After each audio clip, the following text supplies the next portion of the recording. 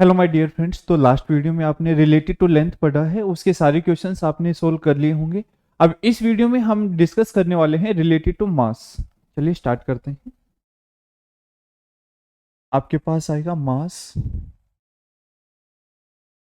द्रव्यमान। ठीक है। देखिए द्रव्यमान होता क्या है, जैसे मैं बात करूं कि मेरे अंदर मास, तो मेरे अंदर मास में मैं अपनी मांसपेशी यानी मसल्स, बोन, जितनी भी एयर है बॉडी के अंदर और जितना भी ब्लड है, पानी है, सब चीजें अगर मैं काउंट कर दूं, यानी कि शरीर के अंदर मैं अपने मास की बात करूं तो मेरे शरीर के अंदर जितना सॉलिड है, ठोस है, जितना लिक्विड द्रव है और जितना गैस है, वो सारा अगर मिला दिया जाए तो मेरी बॉडी का क्या निकल जाएगा?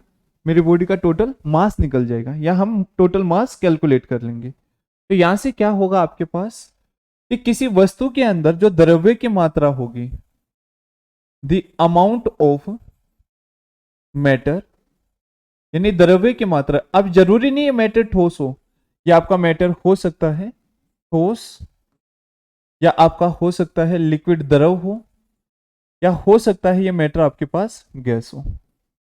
तो यहां हम कहेंगे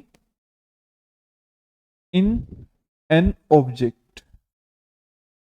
या कंटेन बाय एन ऑब्जेक्ट। तो वस्तु में किसकी बात करें हम? द्रव्य की मात्रा। वस्तु में द्रव्य की मात्रा ही द्रव्यमान कहलाती है, द्रव्यमान कहलाती है। अब ये द्रव्य आपका ठोस, द्रव, गैस कुछ भी हो सकता है। ये तो हो गया इसका बेसिक आइडिया।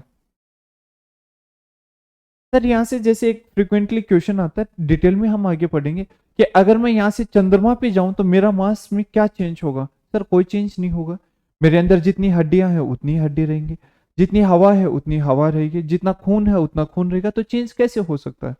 तो मास और वेट के फर्क को हम और भी ज्यादा डिटेल में आगे पढ़ेंगे, लेकिन अभी के लिए समझिए कि मास का मतलब है कि जितना मैटर है, सॉलिड, लिक्विड, गैस है, वही मास कहलाएगा आपका। ठीक है। चलिए चर्चा करते हैं। हमने ये पढ़े थे कि 7 आपके पास फंडामेंटल क्वांटिटी है, मूल राशि है। 7 आपके पास फंडामेंटल क्वांटिटी है। तो उनमें से पहला था आपके पास लेंथ, और दूसरा है आपके पास मास।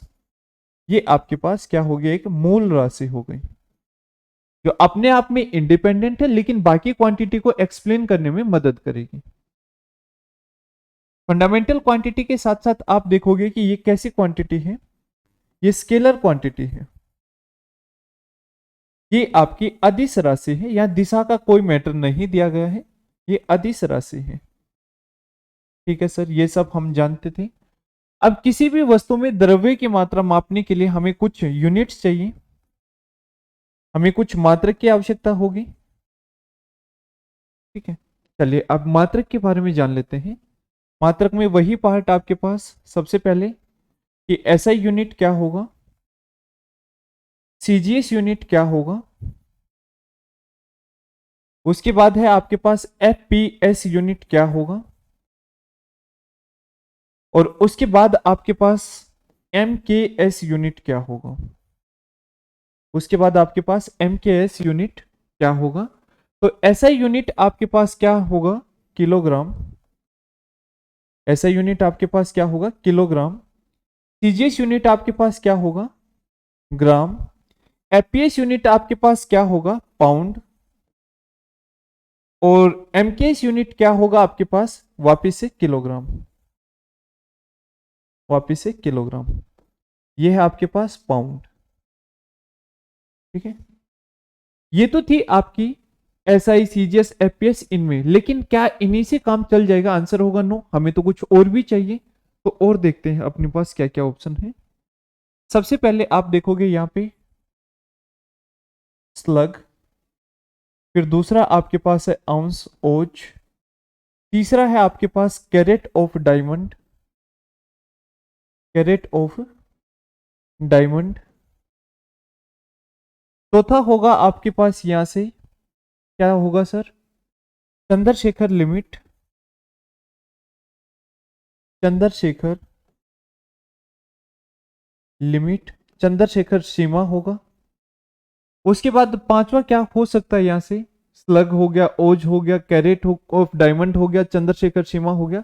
पांचवा होगा आपका परमाणु द्रव्यमान इकाई, एटॉमिक मास यूनिट। ये आपको पढ़ने हैं, ठीक है। चलिए एक एक करके इनकी चर्चा कर लेते हैं। क्या होगा आपके पास, सबसे पहले मैं शुरुआत करता हूं स्लग से। क्या होगा, one slug is equal to, तो ये आपका रहता है 14.59 किलोग्राम, या कई जगह आपको ये मिल जाएगा 14.57 किलोग्राम। कोई बहुत ज्यादा इसमें फर्क है नहीं, जहां आपको 49 दिखे 49 टिक कर दो, जहां 47 दिखे वहां 47 टिक कर दो, ठीक है। कभी भी इनमें ऐसा होगा नहीं कि दोनों आपको ऑप्शन में मिले। दूसरा है आपके पास ओज, तो वन ओज, वन आउंस या वन ओज बराबर होगा आपके पास 28.36 ग्राम के बराबर होगा। उसके बाद है आपके पास carat of diamond, carat of diamond, तो इसके नाम से ही पता चल रहा है डायमंड, या हिंदी में हीरे का कैरेट आप ले सकते हो इसे।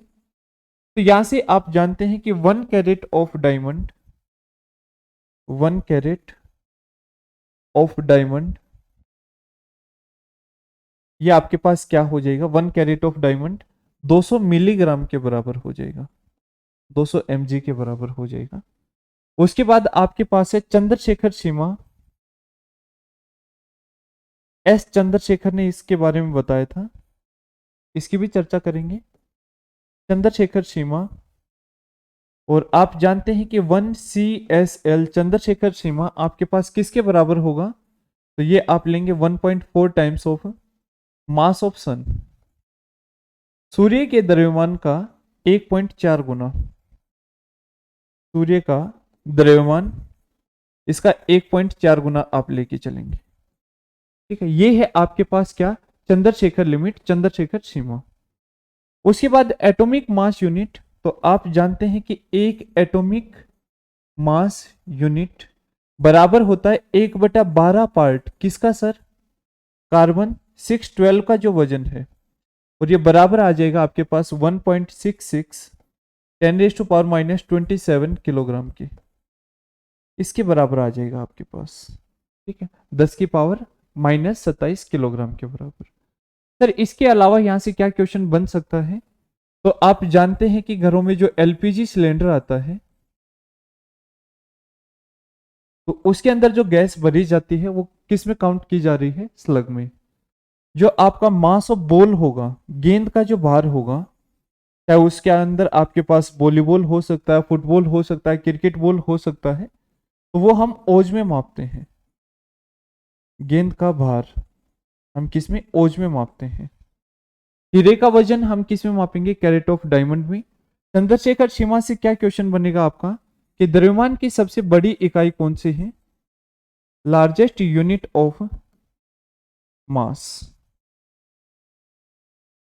द्रव्यमान की सबसे बड़ी इकाई, द्रव्यमान की सबसे बड़ी इकाई आपके पास क्या रहेगी, तो वो रहेगी आपके पास चंद्रशेखर सीमा। एस चंद्रशेखर ने इसके बारे में बताया था, और इसके लिए उन्हें नोबेल प्राइज भी दिया गया था। एस चंद्रशेखर,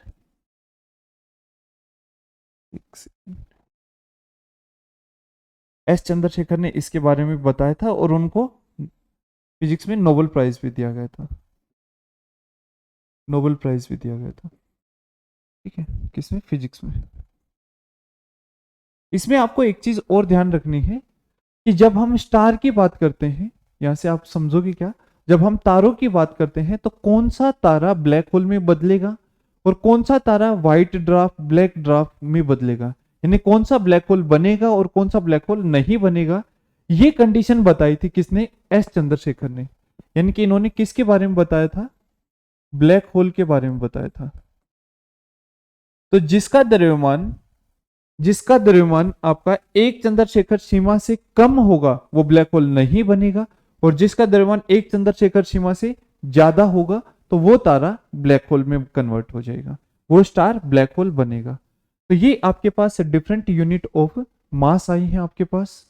इनके अलावा भी हो सकता है सर, बिल्कुल हो सकता है, क्या होगा देखते हैं। इसके अलावा आता है आपके पास metric ton. Metric ton, metric ton. तो आप यहां से जानते हैं एक टन लिखें या आप मीट्रिक टन लिखें, कोई फर्क नहीं है। टन और मीट्रिक टन तो ये बराबर किसके होता है, ये इक्वल टू हो जाएगा 10 क्विंटल के, 10 क्विंटल के बराबर हो जाएगा। और किलोग्राम में जब आप काउंट करोगे तो 10, और 1 क्विंटल का मतलब होता है आपके पास 100 केजी। 1 क्विंटल किसके बराबर होगा आपका, 100 केजी के बराबर होगा। तो टोटल आपके पास कितना आ जाएगा, 1 मीट्रिक टन 1000 केजी, या आप इसे लिख सकते हो 10⁻³ किलोग्राम। ये आपके पास क्या आ जाएगा, मीट्रिक टन आ जाएगा। ठीक है। और इससे पहले आपके पास क्या था, एटॉमिक मास यूनिट। तो जिस भी तत्व के, अगर परमाणु के बारे में आप बताना चाहते हो उसका द्रव्यमान कितना है, तो उसको किस में माप रहे थे आप, परमाणु द्रव्यमान इकाई के अंदर माप रहे थे। एटॉमिक मास यूनिट आपके पास क्या रहेगा, तो इसके बराबर रहेगा, ये आपको ध्यान रखना है। ठीक है, ये वाला पार्ट। और एक और क्वेश्चन यहां से देखा गया था, मास ऑफ अर्थ से पृथ्वी का द्रव्यमान, तो लगभग हम लेके चलते हैं कितना, 5.98, 10⁻⁴ कितना, तो 10⁻⁴ आपके पास 24 किलोग्राम। वहीं आप देखोगे कि mass of sun in the order of, सूर्य का जो द्रव्यमान होता है वो किस ऑर्डर में लिखा जाता है, तो ये रहेगा आपका 10⁻30 केजी के ऑर्डर में। यानी कि जो भी संख्या होगी उसे किससे मल्टीप्लाई कर रखा होगा, 10⁻30 किलोग्राम, इसमें आपको लिखना है, 10⁻30 किलोग्राम में लिखना है। ठीक है, तो ये था आपका पृथ्वी का द्रव्यमान, पृथ्वी का द्रव्यमान। और दूसरी तरफ आपके पास सूर्य का द्रव्यमान, सूर्य का द्रव्यमान। ये चीजें आपको पता होनी चाहिए। ये तो था बेसिक कि इनकी यूनिट्स क्या होंगे। क्या मास यही खत्म हो जाएगा, आंसर होगा नो। कुछ और क्वेश्चंस हम यहां से करने वाले हैं, चलिए जानकारी लेते हैं उनकी। आपके पास यहां देखोगे सबसे पहले आइंस्टीन ने एक थ्योरी दी थी। कौन सी थ्योरी सर, आइंस्टीन ने तो 2 थ्योरी दी थी रिलेटिविटी की। थ्योरी तो आइंस्टीन ने काफी सारी दी थी, लेकिन इससे संबंधित अगर बात की जाए, सापेक्षता से संबंधित, सर इससे संबंधित भी 2 दी थी। कौन कौन सी थी वो, तो आपके पास पहली है general theory of relativity, general theory of relativity. और दूसरा है आपके पास special theory of relativity, special theory of relativity. सापेक्षता के 2 सिद्धांत हैं आपके पास। अब इन्हीं दोनों को अगर हम और डिटेल में देखें, जो स्पेशल थ्योरी ऑफ रिलेटिविटी है इसे आप ये लिखते हो mass energy equivalence, equivalence, mass energy equivalence. और इस वाले में क्या होगा, जो सापेक्षता का सामान्य सिद्धांत है, सापेक्षता के सामान्य सिद्धांत में एक फॉर्मूला हम यूज करते हैं, m is equal to m0 1 minus v² divided by c²। Sir इस पे ये जो अलग अलग टर्म्स यूज की गई हैं वो क्या है, m0 यहां पे सजेस्ट करता है कि जब कोई ऑब्जेक्ट रेस्ट में था उस समय उसका द्रव्यमान, जब वो स्थिर अवस्था में था तो उस समय जो उसका द्रव्यमान था वो m0 से डिनोट कर रहे हैं हम। ठीक है सर। v, v यहां पे है स्पीड या velocity of object, speed of object लिखो चाहे वेलोसिटी ऑफ ऑब्जेक्ट लिखो, वस्तु का चाल या वेग, वेग लिखूं या आप लिख सकते हो चाल। सर सी क्या है? सी है आपके पास स्पीड ऑफ लाइट, प्रकाश की चाल, प्रकाश की चाल, स्पीड ऑफ लाइट। आप जानते हैं कि किसी भी ऑब्जेक्ट की स्पीड वो हमेशा कम होगी या बराबर होगी? हमेशा कम ही आप काउंट करके चलें स्पीड ऑफ लाइट के, यानी कि वस्तु की चाल प्रकाश की चाल से कम ही हम लेके चलते हैं, पहला पार्ट। दूसरा पार्ट आपके पास यहां से कि सर अगर आपके पास क्वेश्चन कुछ इस तरीके से दे दिया जाए कि इफ, यदि स्पीड या velocity, speed of an object, speed of an object increase, then क्या होगा? देन इट्स मास विल, उसका द्रव्यमान क्या होगा? आपके ऑप्शन रहेंगे इंक्रीज, डिक्रीज, नो चेंज, कुछ इस तरीके से। Option A increase, option B decrease, option C remain same, और ऑप्शन डी होगा आपका none of this is correct. Hindi में क्या होगा? वस्तु की चाल बढ़ने पर, वस्तु की चाल बढ़ने पर वस्तु का द्रव्यमान बढ़ने पर वस्तु का द्रव्यमान, तो पहला ऑप्शन है कि बढ़ता है, दूसरा ऑप्शन घटता है, तीसरा ऑप्शन समान रहेगा और चौथा ऑप्शन नन ऑफ दीज। तो अगर इस वाले इक्वेशन को आप देखोगे तो यहां v की वैल्यू ज्यादा होने पर 1 माइनस ज्यादा आपको करना पड़ेगा, और इस रिलेशन को जब आप फॉलो कर रहे हो, इस वाले इक्वेशन को जब आप फॉलो कर रहे हो, तो आपका आंसर क्या हो जाएगा? वस्तु की स्पीड बढ़ने पर वस्तु का द्रव्यमान बढ़ जाता है, वस्तु की स्पीड बढ़ने पर वस्तु का द्रव्यमान बढ़ जाता है। ये वाला क्वेश्चन काफी अच्छा क्वेश्चन है। किससे पता चला? ये हमें जनरल थ्योरी ऑफ रिलेटिविटी, जो किसने दी है?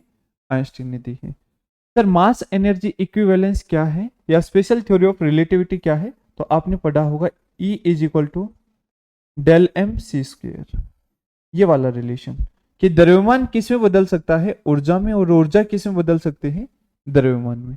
ये आपस में एक दूसरे के अंदर परिवर्तित हो सकते हैं।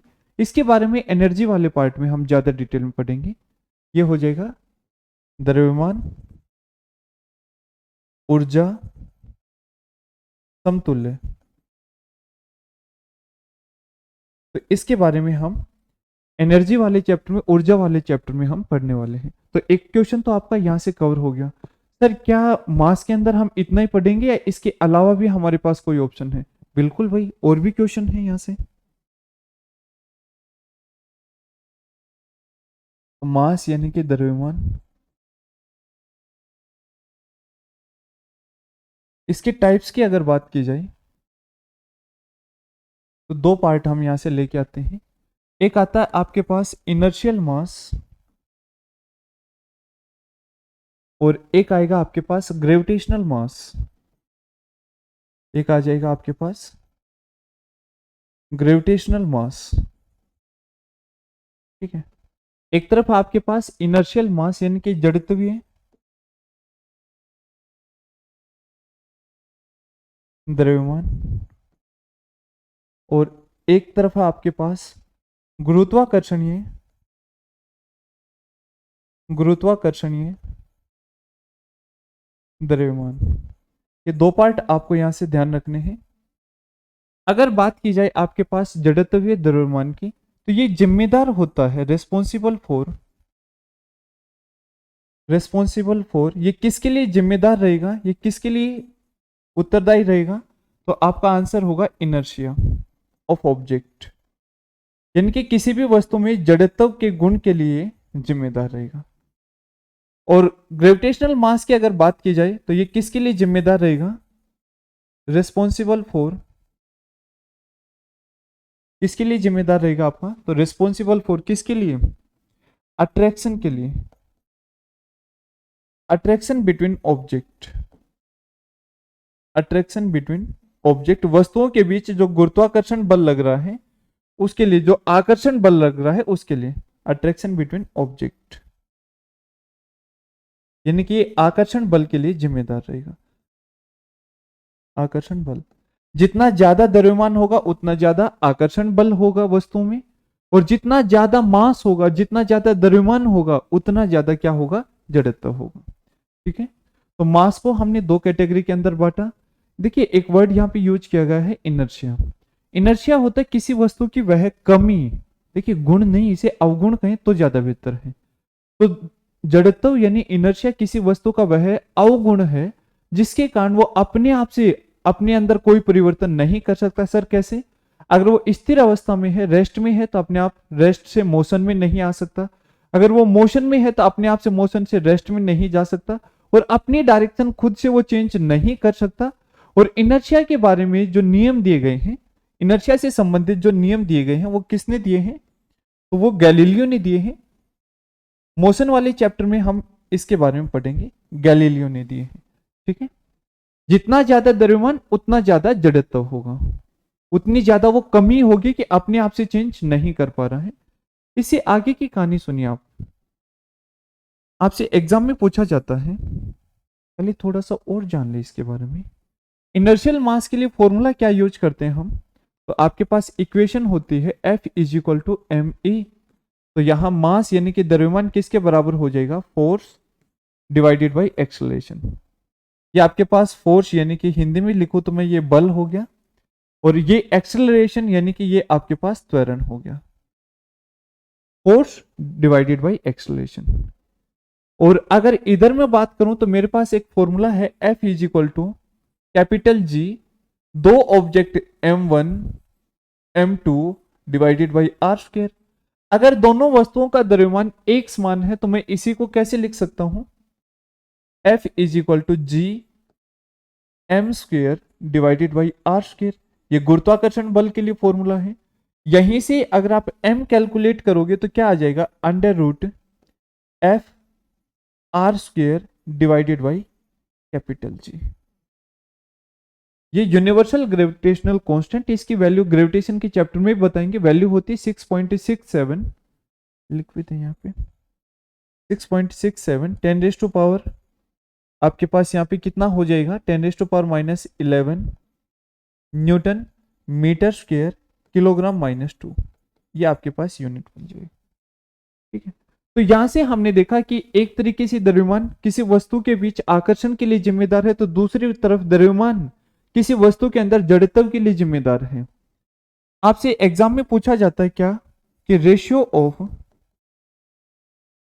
Inertial mass, ratio of inertial mass to gravitational mass, ratio of inertial mass to gravitational mass, ये क्या होगा, तो यहां पे होगा आपके पास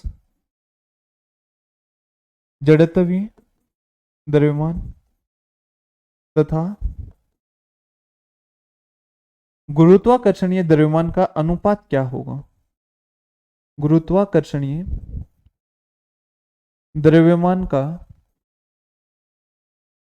अनुपात क्या होगा आपके पास, वो रेशियो क्या होगा, वो अनुपात क्या होगा, तो ये रेशियो रहता है आपके पास हमेशा 1:1।